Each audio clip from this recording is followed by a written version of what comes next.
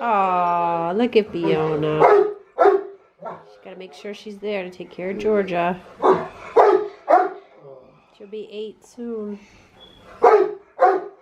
You're such a good girl, Fiona.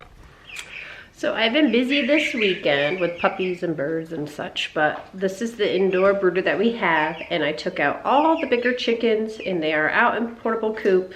So now I only have my Cornish cross, my baby turkeys, and my 3 goslings. Take a look. So when I took out all my chickens, I'm wondering how I kept them all in here anyway, because they grow so big. And our little geese are getting big. And they're so sweet. There's 3 of them. Where's the other one? Oh, she's over there with the turkey on her back. Yep. So that's a little white turkey that we hatched here. And obviously she doesn't care that he's standing on her back, because I believe this is the boy right here talking to me. And that's another little girl. He's a little bit bigger. That's how I identify him. I mean, I'm sure they at the hatchery can do a good job. But so now we just have our Cornish cross, all our beautiful little turkeys in here, and the rest of that peep peep peep sound. Those are turkeys, the baby turkeys, and that's them. The other sound is these 2 talking. So. And I cleaned them out, so they have more room. Hi, that's you. I can hear you peeping. Yep, she is. Should I get right up here and tell you? But we've had some other pretty colors. You might not be able to see because he's underneath the light, but that is like a lavender one, like our turkey, our tom that we have outside.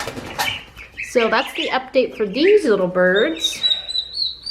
Waiting for, so in order to go outside, they have to have like permanent feathers. These guys mostly have peach fuzz still, so they don't go outside yet. Look at beautiful flowers.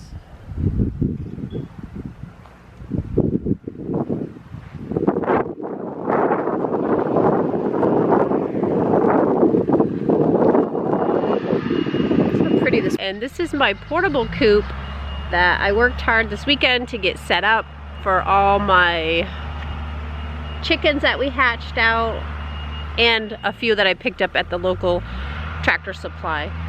And so yesterday was their first day in, and they mostly stayed inside. They didn't realize they have outdoor space now, so it's something new to them. Let's see. Oh, there's some of them inside. So this is a portable coop that I had made. It's on wheels, so I can pull it around with my four-wheeler. And this is a dog enclosure that I have. I have a lot of stuff like that, so I fenced it, put like fencing around it, so now it's predator proof. It has a roof on it so no hawks can get them either, because they are small. So these are the some of the little chickens that I hatched. They're hiding underneath. So I mostly made this with stuff I had kicking around the house, and it came out pretty good. I think it did. Hi, baby birds. So they're out, they're enjoying their space, and these are all from our own. These are ones I hatched, so these are eggers, olive eggers, and I can already tell I do have some roosters. She's pretty. She is an Australord. I forget what they call that, but she's from the hatchery, the black one. And then we have some little ones in here that are taking a nap. But I was so excited to get them out because they are old enough. These guys all have permanent feathers. They're just smaller. So just the screening's at top. So if they lay down, they're not going to get any breeze on them because I shut the door at night. So just the breeze goes through, gives them ventilation, but they are warm from the elements. Here's a couple of them walking around. So this is a beautiful, I have a gold wyandotte. That's what she is. And I have a silver one. That's what I meant to say. I have a silver Wyandotte, and I picked up 2 gold Wyandottes at the tractor store. But as you can see, if you look at him closely, this is a boy, but a rooster. But I will keep him. He's beautiful. I feel like the olive egger roosters are a bit rough on the girls. Like a lot of my girls are bald on the back, and I have tried putting the harnesses to cover their backs. They don't really like them. I've only gotten 2 on so far, but I'm gonna try to get the other ones on. I ordered those through the mail, and they're supposed to, oh my gosh, this one's picking the other one's toes. So I'm just happy that they decided to come out and enjoy the grass. And B, there is ticks. We've had bad ticks. So, oh, she found herself a worm. This one just found a worm and is eating it. So we try to, oh goodness, somebody found out there's a worm, and they're all trying to steal it. Hi. I just love different color variations. That's why I try to add a couple different breeds every year. And some of these are just backyard mixes, but these are definitely eggers. They come in such beautiful colors. We have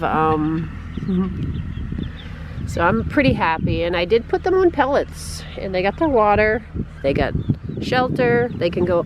The good thing about this coop too is they can go underneath it for shelter if it starts raining. But hi, little babies. As you can hear in the background, you hear a tractor. That's my husband. So we decided to rent a tractor, and before we bought an old tractor, I think it was last year. So it does some stuff, but it's obviously not what we need to get out stumps and roots. So we want to purchase another tractor, but we want to make sure this time we get the tractor that we need. We don't come from farming background, so we're kind of learning as we go. So my husband rented a tractor, and he's starting to move stumps and stuff where the dog's new area will be. Let's take a look. So we have all these beautiful forsythias that line the side of the property. You can see where he came down with the tractor. We got some ruts. That's the Kubota tractor in there. He's working on it again today. We need to get these forsythias moved out. Closure will come out this way because they are on our leach fields, and they dig it up so much. We had a frozen leach field last year, so we don't want that this year. So right now it looks like he is collecting branches and stuff. He's trying to come through here. We do have wet property, so I mean, it gives you an idea. This is a rut, and look, there's standing water in it. That's how wet our property is. So these are ruts. So that's what he's doing over there. He's got his headset on. He's making the most of it. He's gonna try to come out and get some of these forsythias. They are beautiful, but our property is 16 acres, and it's on the other side of these forsythias. There he is working. So that's why we wanna get, this is one of our plans for this year, to move our big enclosure. And I have a whole new like design that I want to do. I've gotten some ideas off from other people's YouTube channels, or just other breeders that I follow. I mean, it's nice to learn from each other, but I have seen some setups that I like. I'm on a few different kennel layout groups. The black flies are awful. So I'm on a different couple of those groups too. So we have 9 plus Francesca, so we have 10 Great Danes that live here now, that will live here permanently. We always have litters of puppies. So we want to come with a better layout. We want to have a big outdoor space like we normally do, but we also want to have smaller enclosures for different age groups. They don't all play together. Not all males get along. So we do, you know, we have some that are, you know, young puppies like Francesca, and then we have like Fiona that's almost 8, so she doesn't want to go out with them. So that's Another thing that we want to work on is getting different enclosures, so if it's a beautiful day, they can spend their days outside and not just like their time schedule. Right now we have all schedules of who's in the yard and stuff like that, so that'll be nice. In the summer they can spend more time outside, and multiple ones can be outside in different age groups. So we also have chickens, turkeys, and stuff you can hear now, and part of our getting a tractor is expanding their area too, because I do like to hatch out stuff, and my husband's good enough to let me do whatever, hatch out whatever I want. So last year we added a bigger coop, we added a small run, we had a carport, it collapsed in the winter. So this year we definitely have been using our older tractor to clean out that area, but we want to get a bigger one that can move stumps, and we want to have a grassy area for our birds because we do enjoy them. We have started incubating turkeys this year, so we have a lot of little turkeys. So I did put up their electric fencing, so this is what I have so far.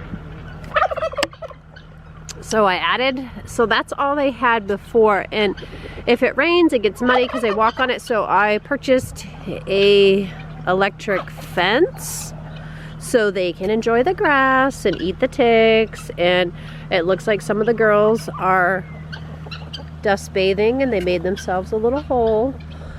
So the ducks love having their pool and water, so this gives it more space, so when we do add our other chickens and stuff. So back there, that's our tractor, our old tractor. We also have a fox live cage trying to catch it. We have a fox that keeps eating our roosters, so we want to stop that, and that's why I haven't let my guineas out to roam, because they are laying eggs right now, and I love my guineas, but a fox will attack them. It did attack Ranger last year. She's one of my guineas. So so this electric fence works. I got it from, is it Pier 1?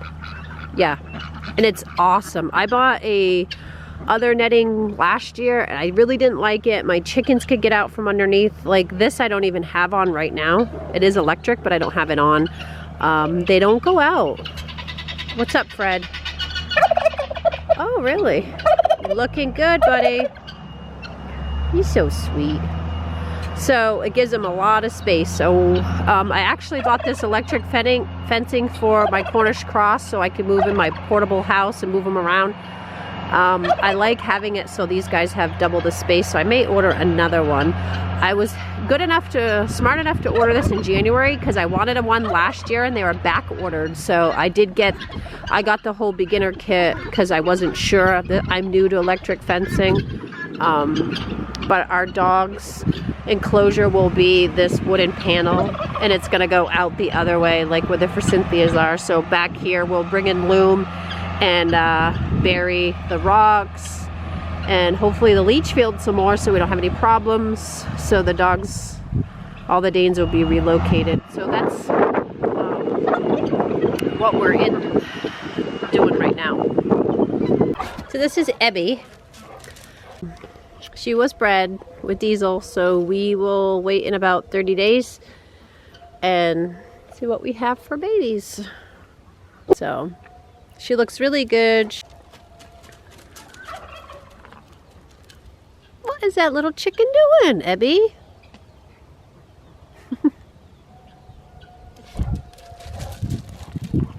She don't know. And I just was out here and found one of our Seresto collars. So I'm assuming it's Mag or Diesels because they were just out here. And this is the fun of young playful Danes with Seresto collars. I like to pull them off each other. Well, she's doing what she can to try to get herself some grass. Oh, Ebby, you're so silly. Oh, poor girl.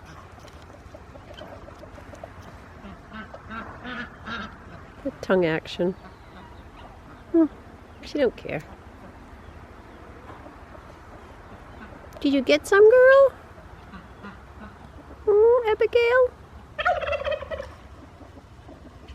You can hear Fred the turkey in the back.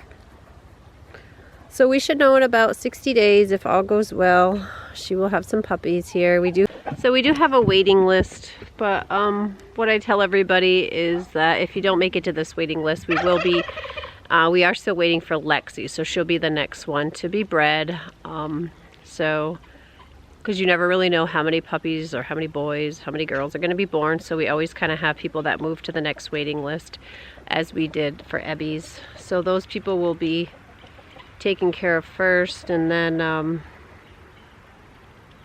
anybody that doesn't make it will go to Lexi's waiting list. Remember to like and subscribe to our channel so you can see all the latest videos. So that's it for today.